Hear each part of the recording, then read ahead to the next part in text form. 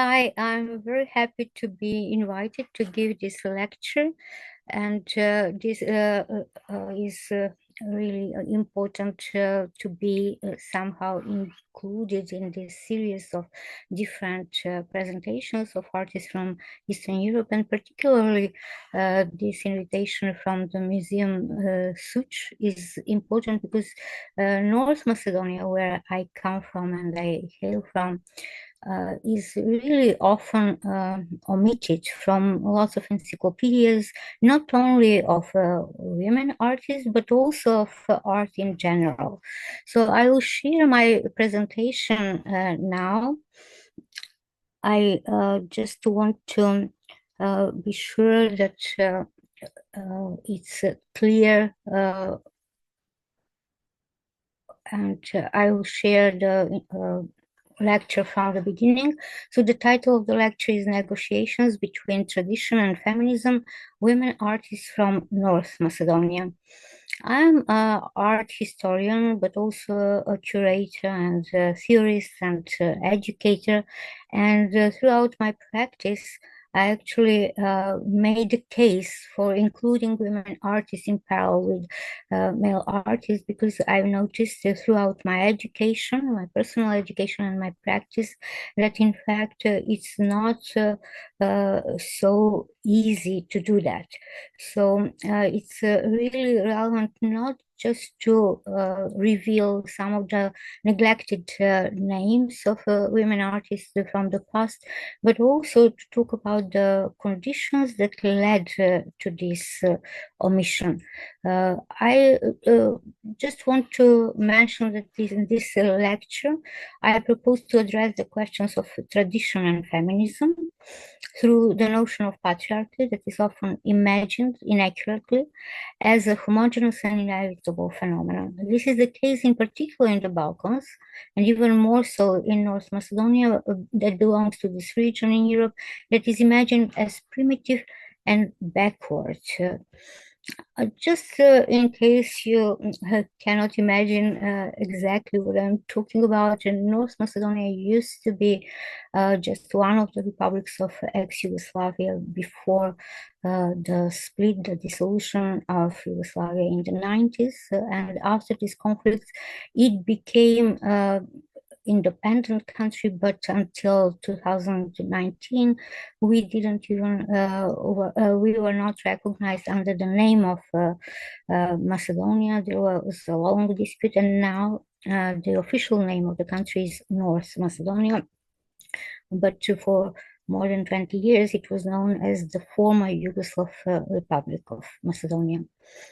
I was interested in my work in going through different kind of archives, and just to mention again that in the core of my research was always looking at the past, even before Macedonia became part of Yugoslavia. And during my PhD research that was on gender difference in the Balkans, I came across this photograph of the unveiled Albanian woman that is not dated, but it's approximately after 1908 because of the costume and because of the Young Turk Revolution that actually started in the south of Macedonia, because there was Academy of Military, and Kemal Atatürk was one of the pupil students of this academy. And this is somehow very important to understand this photograph that points out that Macedonia was not only Christian, and it was approximately 500 years under the Ottoman Empire. When I talk about this, it's really one of my attempts to somehow look at this complex history of North Macedonia that is often omitted in the recent nationalist discourses. So In my view, feminism as the patriarchy itself is not a unified project. I want to offer an analysis of the intertwining of different historical experiences of oppression and exploitation and the potential for solidarity and mutuality in the feminist struggle. My presentation will focus on the intersection between nationalist discourses, gender difference, and nationalization, according to Sarah Faris, concept, and socialist women's movement. I'll be looking at various case studies and unknown repositories of archival imageries, including artworks by women artists. I will present several feminist research projects by women artists from North Macedonia to challenge the assumption of the universality of feminist methodology and research methods, and the difficulty with applying a unified theory of knowledge production in feminist art. I often quote Linda Nochlin and her impressive essay, Why There Have Been No Great Women Artists, which concludes with the assumption that it's not about just including new names that were omitted from art history, but it's really about looking at the conditions that led to this omission. And this is why my presentation is kind of cross-disciplinary. It's not purely presenting women artists from Macedonia. So in my introduction, I'm talking about visual culture in North Macedonia and the current geopolitical context, the feminist methodology and art history, first generation of women artists in Macedonia, and several case studies of younger contemporary women artists from this context. I will present several artists and art projects by women artists that will serve as case studies which aim to deconstruct the biased division between tradition and feminism in the contemporary art in North Macedonia. The artists often create unique archives that are informed by the overlooked images of gender difference and agency from the past and the aim to their reinterpretation. The main point of such archives is neither to subsume the other women under one's own experience, nor to uphold a separate truth of them, according to Lazarek and Mohanty's texts. I argue that it is urgent to look at the feminist methodology and epistemology specific to historic and archive-based research art practices of women artists in order to undo the stereotypical understanding of the patriarchy as a unified entity. My central claim in this lecture is that the representation of gender difference and understanding of contemporary art archival research of microhistory needs a discourse that would examine the affirmative ways of processing of constructing new subjectivities rather than the mere subjection and oppression from the past. As it turned out, the past and microhistory are often simplified and subsumed to the one-sided understanding of the patriarchy that, by the way of collection, erasure, and amnesia eliminates the examples of different movements of solidarity and agency from the mainstream narratives, despite the existence of visual and other witnesses of such struggles, like images, documents, letters. Widely accepted assumption that there aren't specific feminist research methods in any discipline, although feminist research itself is constituted as a methodology. So this accepted assumption is somehow superficial. However, the general feminist methodology and feminist research practice in any discipline can be distinguished by the common questions feminists ask, the positioning of the researcher within the process of research and theorization, and intended purpose of the produced knowledge. The theoretical model that I follow is the model of comparative feminist methodology proposed by Chandra Talpaz and Mohanty, because I think it can be helpful and useful because it does not focus on any single fixed theory, thus giving more option for grasping the complexities and gender issues. And the also theory, as discussed by Laura and Fournier, in the literature tradition that involves the combination of the narrative forms of autobiography, memoir, and critical theory. Both of these theories help me to understand and also present the complexity of focusing on women artists only, and the urgent need to contextualize the reasons for this and not focusing on this and not other artists. So I mentioned my PhD about gender difference in the Balkans. The subtitle was Archives of Representations of Gender Difference and Agency in Visual Culture and Contemporary Arts in the Balkans. Already from the subtitle, you can see the uh, interdisciplinarity, cross-disciplinarity methodology of this book and research. The issue of representation of gender difference in visual culture and art in the Balkans is the main concern of this book, and its central claim was that gender difference needs a discourse that would examine the affirmative ways and processes of constructing new subjectivities rather than mere subjection and oppression.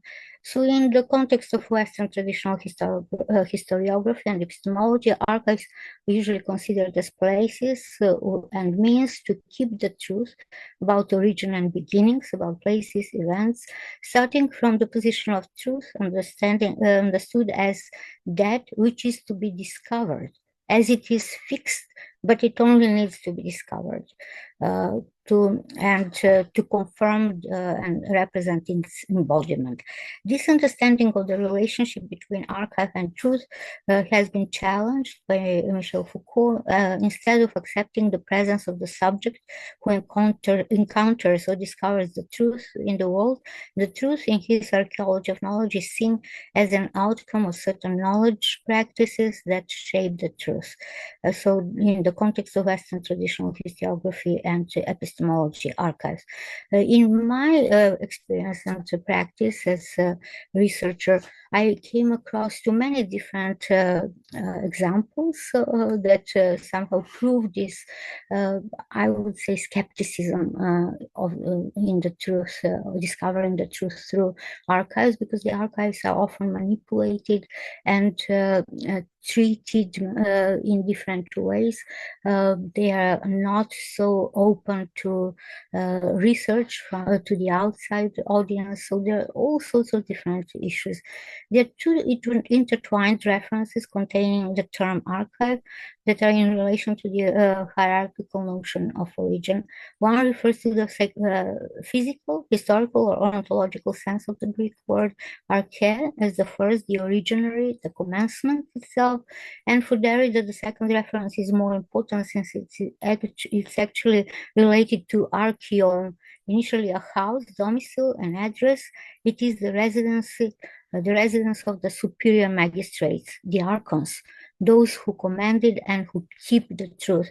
And this was something that actually was important for my research. These images that I show now are actually images of the historic unit in Ohrid during the Ottoman insurgency against the Ottoman rule in Macedonia, at that time just a region. And on the left side, you see a photograph of Brothers Monaki, and on the right hand, you can see the image, close-up image of the flag of this unit, which is depicted very similarly to the freedom with the nation, and you can see the influence of the French Revolution in this among these insurgencies. This is one of the rare representation of the woman as a metaphor rather than a figure, a real figure. But this photograph is actually a real insurgencies from the same period. It's the same photographer, and this is a couple that was actually fighting together against the Turks.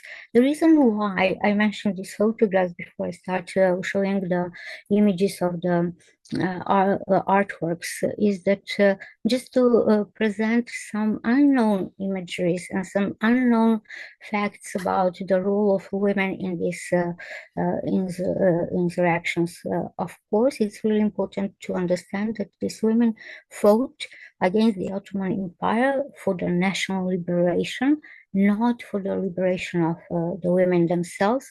And there are very interesting anecdotal references to women during this insurgency. For example, they were forbidden to dress very colorfully, for example, and there was a kind of control over the way how they looked and the expenditure on their clothing. So this patriarchy is a kind of complex place to visit and research. These are more photographs from the same period, and one of the phenomena that I came across that somehow brings us closer to art is the staged photographs of that period that took place in the studios of photographers, where they would keep some uniforms as props, so women could come and dress as warriors even though they were not real warriors. So it became popular because there were also postcards, and some of these images are from Bulgaria. At that time, there was no clear border, and this is a dispute, ongoing dispute even now about the national struggles in this region against the Ottoman Empire. These women were often involved in embroidery of the flags, in this construction of imagery and distribution and perpetuation of these images of women as heroes. Even some of them were really warriors, as the first photographs in the left corner, and some of them were just staging these photographs. But all these phenomena were a part of my research, just to show how kind of complex was the structure of the patriarchy at that time. On the one hand, the women were really heroes in the sense that they took part in different ways in these insurgencies, even already at the beginning of 20th century. But on the other hand, they were fighting, side by side with their husbands, with their brothers or fathers, and it was somehow still part of the patriarchal rule, patriarchal structure. To go much closer to today, I'm presenting now several images from the Skopje uh, 2014 project, which is a nationalist project that was built up from 2009 until 2016 in Macedonia, which comprised of hundreds of monuments that were erected in just few years in the main square of Skopje. Alexander the Great, or the warrior on the horse, as it is officially titled, is one of the biggest sculpture that is in the main square, which was political project, and as part of this political project, there are hardly any monuments built for women. So this is one of the reasons why I somehow skipped all these hundreds of years to show that, in fact, patriarchy is still alive and kicking. Some of these sculptures were militant and very masculine, even chauvinist, like this one. This is a monument dedicated to Philip II, the father of Alexander the Great. And the only or rare woman that you can see in these monuments is Olympia, the mother of Alexander the Great, who is shown in different stages of growing up of her son Alexander as a baby or toddler and a little bit older. On the left side, you can see some sculptures that are not historic, but are also very sexist. So I'm giving you this context as a background to understand, in fact, how this project was possible, and why, in parallel to this project, the emergence of some really interesting, important women artists is a kind of miracle, because this kind of dominance of the masculine culture is really so strong. So in this project, there were public sculptures, monuments, and architecture that were all somehow rewriting the past with putting more emphasis to some heroes that were not until recently really celebrated, exactly because of the nationalist approach of that time right-wing government. So there were lots of pros and contrasts and counter arguments against these monuments, but rarely somebody mentioned the counter arguments that are my own arguments, which are feminist, because this art bridge that comprise 43 sculptures actually does not include one single sculpture dedicated to a known woman artist or singer at least, or actress, or any woman that, not to mention scientist, that somehow contributed towards the culture and art in Macedonia. So now I really want to start the second part of the lecture with this quote by Helen Sixel. I shall speak about women's writing, about what it will do. Woman must write herself, must write about women and bring women to writing. Woman must put herself into the text, as into the world and into history, by her own movement. This is how I look my own role in art history and curating. So this is why this lecture starts with the first generation of women artists that were educated and contributed to some exhibitions, early exhibitions in North Macedonia, like Kiratsa Sucheva, Lena Stefanova, and Katya Timova. These three women, their names are mentioned in all the first catalogs or brochures of exhibitions that were held in Macedonia. At that time, that was just before the end of the Second World War. In 1943, for example, it was this anti-fascist front of women that emerged in Macedonia, and soon after, the first Association of Artists of Macedonia, DUOM, the Association of Fine Artists from Macedonia, that was formed in 1944 and started exhibiting in 1945 and officially got stamped as official association in 1946.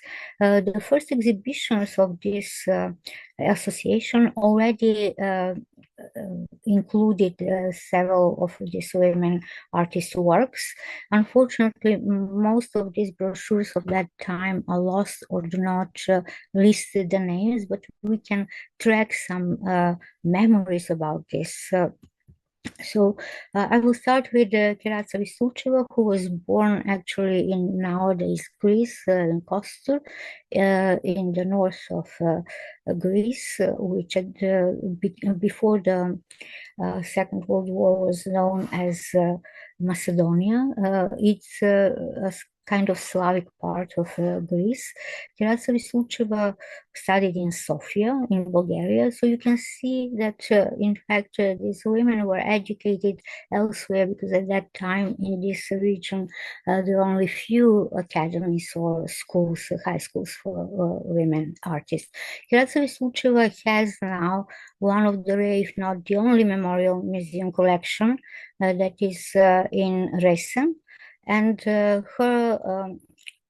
she died, unfortunately, in 2004, but her paintings are gathered under the same roof which makes a little bit easier to research her work, even though as I said, many documents are lost. But the works exist, and you can see her influences of Impressionism, Post-Impressionism, and it's very difficult to, in fact, use art historic, traditional art historic terminology, because these women were influenced under many different artists and traveled a lot and picked up different references. So they just didn't belong to one style or direction.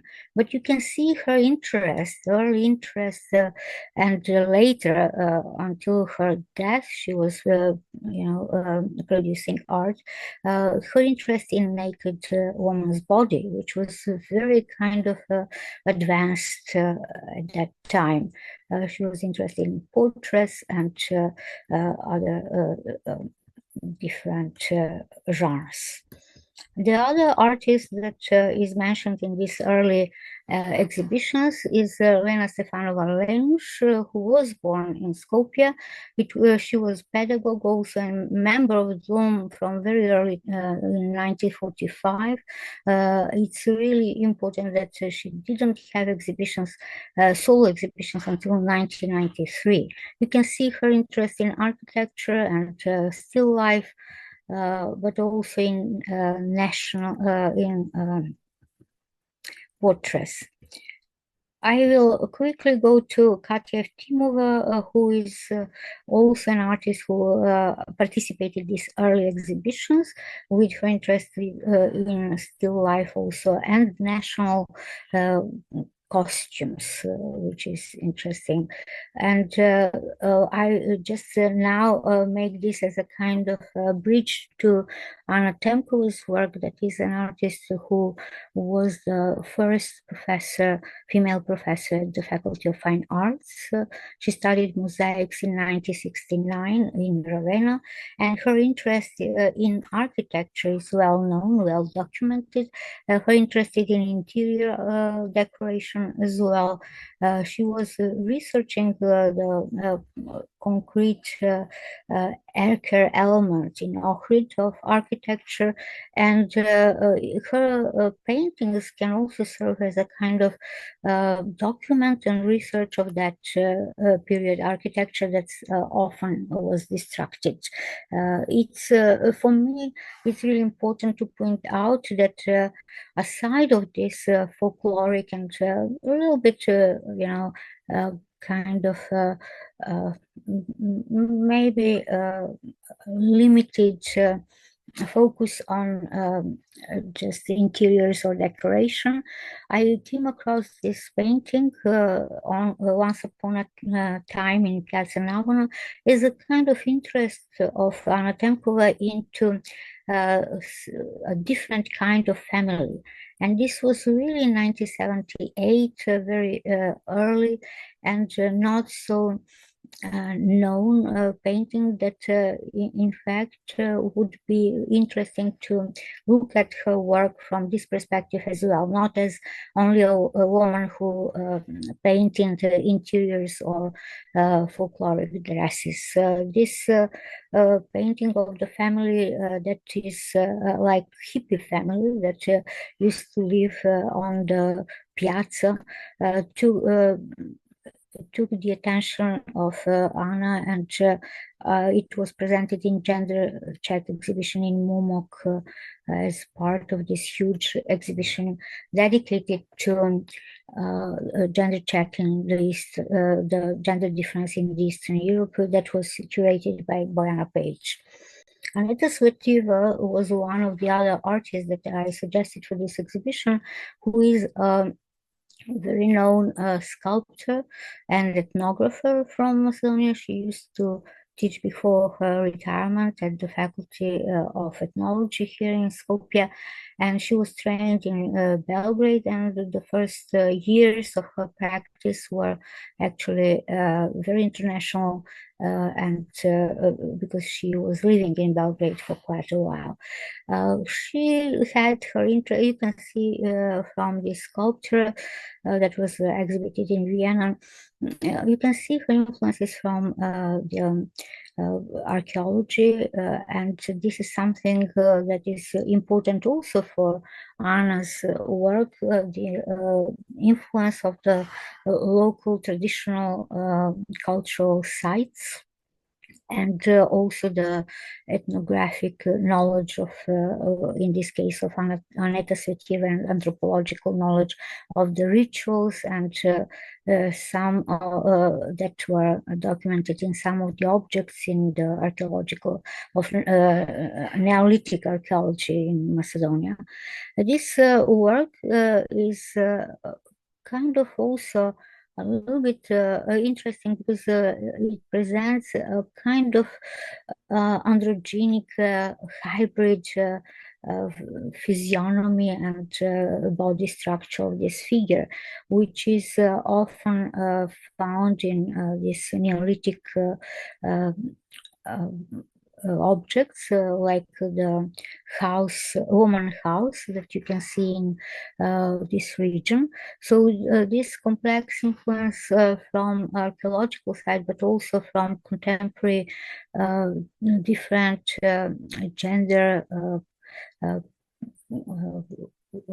practices or gender identities that in her work as an anthropologist she came across to are all combined in these artworks. Particularly interesting was her project for the Venice Biennial in 1986 that was Eros and Thanatos. The title tells you about her interest in this specific actually theme that is stemming out of her knowledge of anthropology, and the sexuality is always present here as a kind of self-identification aspect of these sculptures, but also this a kind of inner contradiction of female's nature, of femininity. And this goes again goes back to my argument that not only patriarchy but also feminism is very complex and not unified, and gender as well. The phenomenon of gender is not as simple as this biased division, black and white division of male and female.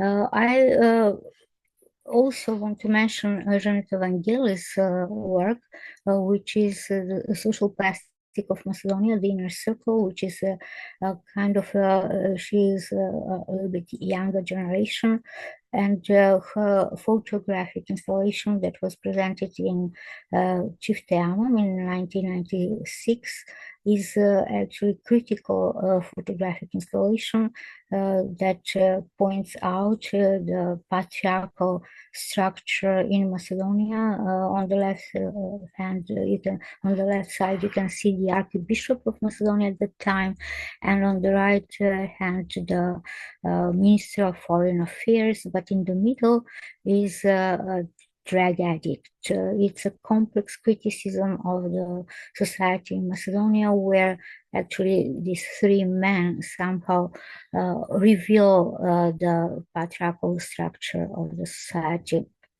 She was also kind of interested in this phenomenon of the name issue, the problems with the naming of Macedonia, and her project X, Phyromism, or the constant desire of fraternity post-nationalism. It's about the intervention of NATO and EU into this conflict, in the middle of this conflict between Macedonia and Greece. So she was a kind of political critique of this situation through this stage photograph where everything is upside down. She points out in humorous way to this Fyrom short for the name of ex-Yugoslav Republic, like former Yugoslav Republic of Macedonia, that became a short that nobody knew what exactly it means, and it contained the past it didn't really point out the future of the country. So this dispute has gone on for more than 18 years between Greece and Macedonia over the use of this name, and she called the second part of this stage photograph meta designer, calling NATO as a designer.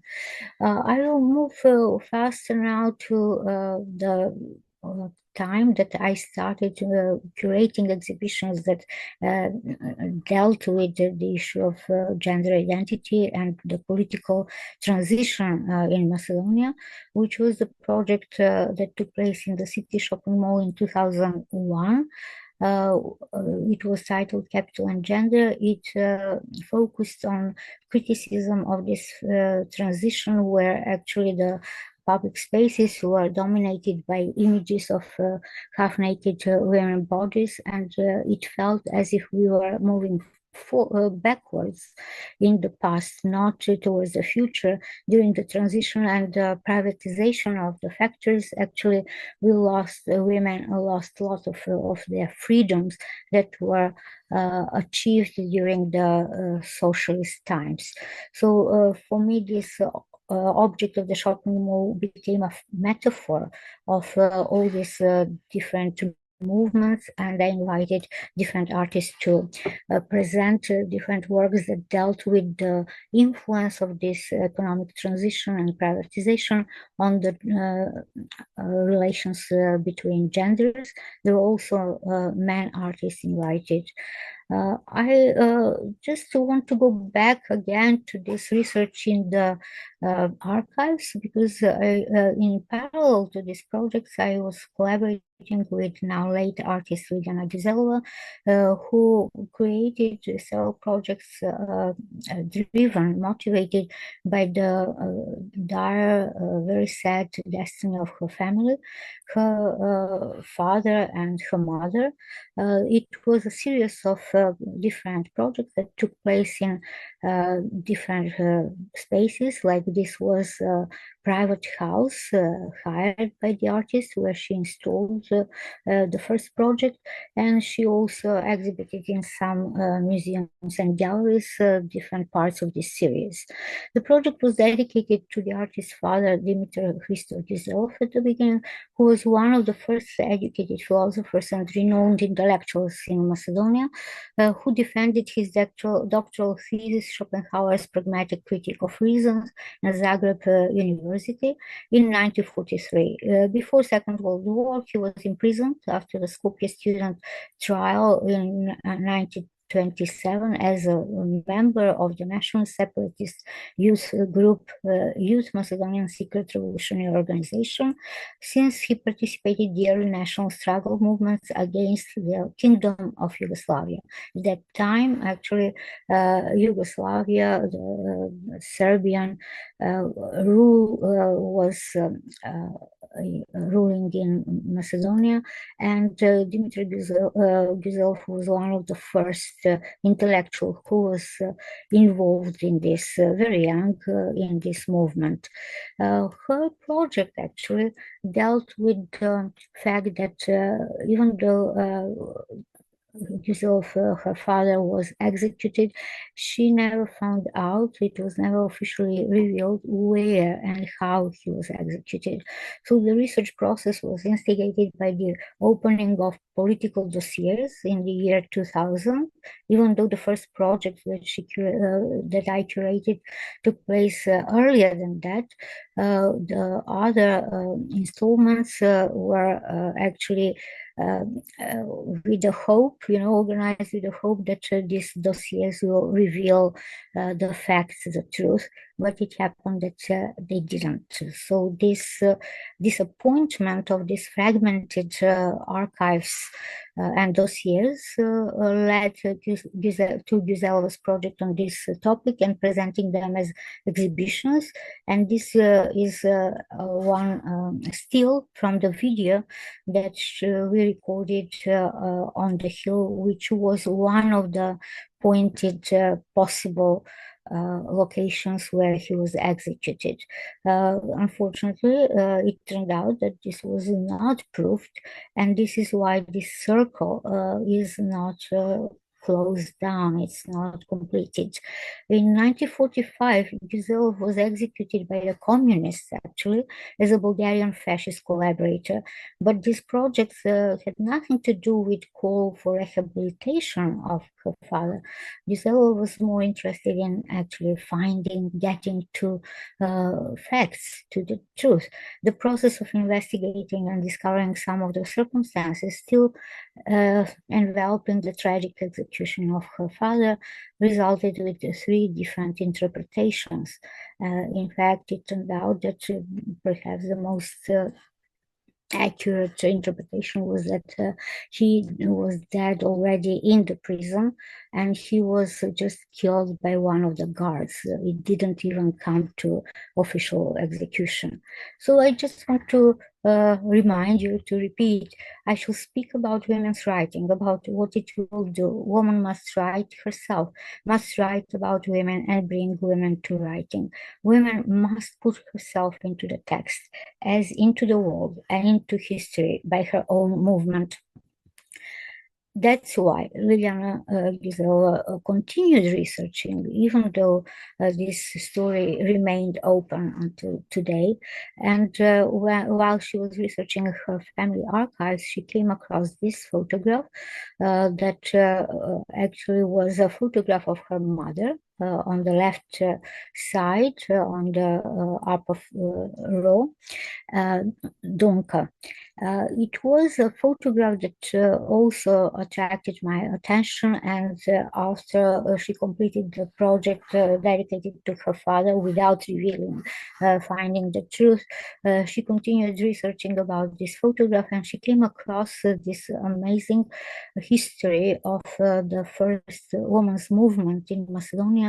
That was the Macedonian Secret Women's Organization, which was a kind of parallel organization to the organization of the nationalist movement of that was led by her father.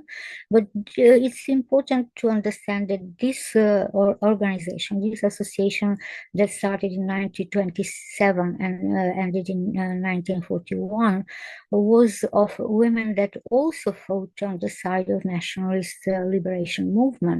It was not a socialist association or organization that one would think it was on the first sight. These women were mostly educated women, professors, teachers in different high schools in Macedonia or in Bulgaria, and they collaborated just in order to help the men's organization of similar name, the secret organization of men that fought against the Serbian rule at that time.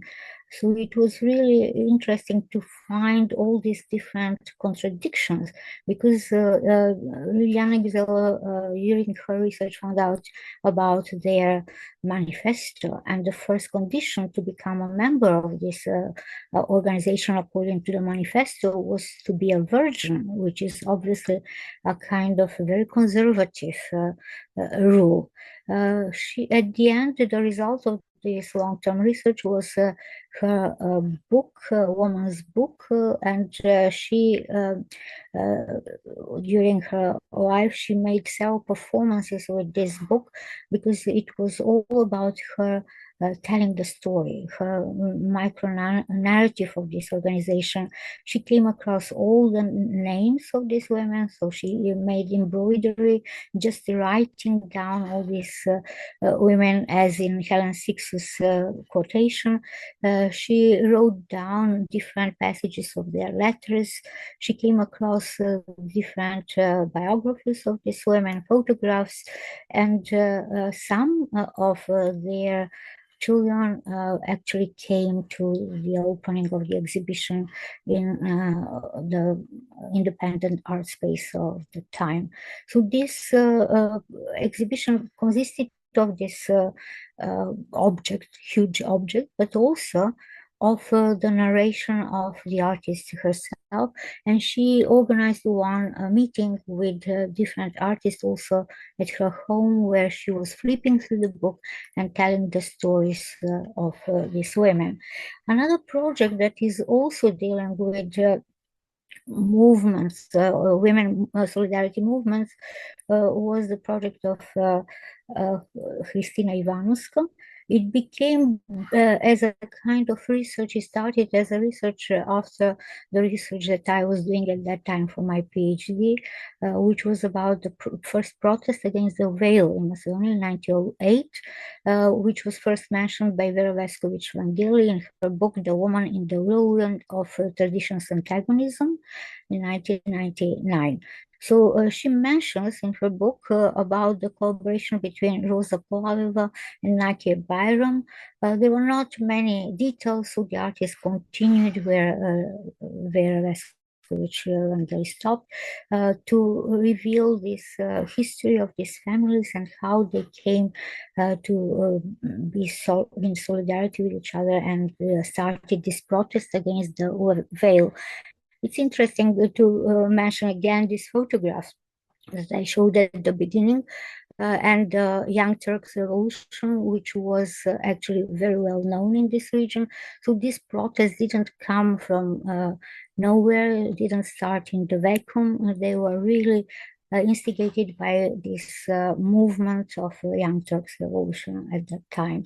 So Kristina Ivanovska created actually an interesting project based on this research, because she applied, she submitted one proposal for, at that time, newly built bridge in Skopje to be titled after these two women. This didn't really kind of end positively, but she tried to do that. She went through all these different kind of institutions, and in a way it was interesting information how these institutions work and why there are not so many streets in Skopje or boulevards named after women, and I mentioned that there are no monuments dedicated to famous women from more recent times. I also want to mention an artist of this generation, a younger generation, Violeta Čapovska, who is interested in ecofeminist issues, and she is also one of the artists that dedicated long time to different projects, research projects. This land print project started in 1994 already, when she was already living in Australia, but she was always coming back almost each summer and climbing to this lake. It was one of my first projects. You can see me down there like really long time ago, like 30 years ago, and 30 kilograms easier, so lighter. I would say that this project was one of the first ecofeminist projects, because even though Violeta Čapovska was trained as a printer in a very traditional way in our academy, Faculty of Fine Arts in Skopje, she had this idea not to intervene in the lake, but to take only few materials like little wood pieces or stones, and to make her prints with intervention from this material, with these materials instead of traditional printing tools. At the end, she printed her prints when we came back from this trip in a little lake, which is on the top of Palestra Mountain, which is on the south of Macedonia, and it's also near to Bitola, which is my hometown. Only recently, she created another project of the same series. She climbed back. I couldn't join her anymore, and she created this interesting exhibition called Salt, which dealt with also this very important discussion right now about the lakes and their cleanliness and at the same time dirtiness. She was always interested in metaphor more than in real materiality of the phenomenon. The metaphor of this pure lake as a kind of also memory to her childhood. So this is a kind of more complex, I would say, and it's more individual, private project, but also with awareness of the importance of ecological struggles at the moment. For me, more closer to feminist methodologies, her project was her project Women's Group that was part of gender, uh, my project Capital and Gender in the shopping mall, which is a series of 8 interviews with young mothers, four from Macedonia and four from Australia, and the cultural differences of how motherhood is dealt with in these different societies. I just want to go back again to this interesting and fascinating photograph of the young woman who entered the studio of Brothers Manaki in order to show her face and show her individual kind of agency that at that time was really something very unique. She unveiled herself in this photographic studio as part of this movement that was part of the modernist movement in Turkey, in the Ottoman Empire of that time. The project that Kristina Ivanovska made, this project about the bridge, about the south and north part of Skopje, it's still resonating with me because Skopje is a divided city and it's divided between the Orthodox and Muslim population. It's really important because it helps you understand, if you are not familiar with this culture, that actually the women are in the middle of that. They're squeezed in between these two different, very strong cultural pasts and traditions. And the issue of the veil that somehow, popped up in different parts of my lecture is one of these issues that never went away. When I was researching the photographs from the beginning of the century, 20th century in Skopje, most of the women were veiled. And this is why I have a chapter in my PhD about the veil. And this continues to be one of the major point of conflicts in Skopje, in Macedonia. These are these images that Christina actually put in her video. That was a 3-channel installation that I presented in London. So on the upper side, you can see the images from the beginning of 20th century taken in Skopje, and down you can see images that are taken more recently. So Christina, as I mentioned, went to all these archives also and tried to speak with the Commission for Naming and to change the situation as one of the rare artists that somehow tried with activist methods, to intervene in the society. But her agency was not enough to change much. Now we have the return of the right-wing politics and the right-wing government in Macedonia. And to be honest, while speaking about all this, I chill. I'm, kind of struggling with the impossibility to imagine the future, how it will look like, because we are somehow going back to the same place where this monuments project of Skopje 2014 started. And I just heard the announcement they will continue to build similar monuments. So what is the possibility of us, of the women in Macedonia is still an open question. As Chandra Topada Mohanty and Marnia Lazarek had carefully discussed, the call against the essentialism of difference and offer the nuanced discussion of the generalized attacks of either universalist, essentialist, or constructivist feminist theories, I would say that women are not equal, and we should really look at these different contexts, but at the same time, only with solidarity among different women from different contexts, this kind of ongoing patriarchy can change. But the point is neither to subsume the other women under one's own experience, not to uphold a separate truth for them. Thank you for your attention, and now I will just stop here. There are so many other different kind of projects and examples that I could go deeper in, but this is just one lecture.